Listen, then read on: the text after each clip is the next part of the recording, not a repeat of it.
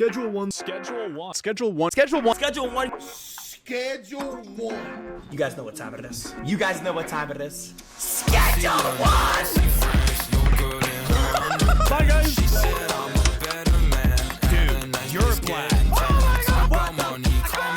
Is somebody gonna buy some drugs? Buy some drugs!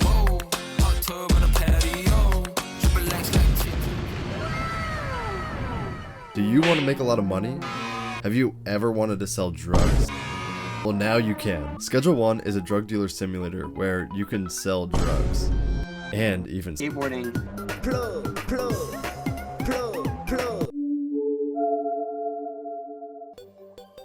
And the game was made by one man, Tyler. With a marketing budget of $0, it hit a whopping 450,000 players in its first week of launch, selling approximately 2.3 million copies and counting, making Tyler an overnight success. And as of this recording, Schedule 1 is still in the top 5 sellers on Steam, averaging an impressive 150,000 players. The game's gone above and beyond player expectations, so much so that people are saying Tyler should increase the price. And it's no surprise games like Schedule 1 and Repo are finding so much success. When AAA games like Assassin's Creed Shadows and Avowed continue to drop the ball on the player's experience. And as game prices continue to rise, with Nintendo being one of the first to price Mario Kart at a hefty $80, the gap between indie games and AAA has never been so wide. Modern games have felt safe and samey for the longest time. Oh my god, bro. Oh, hell no.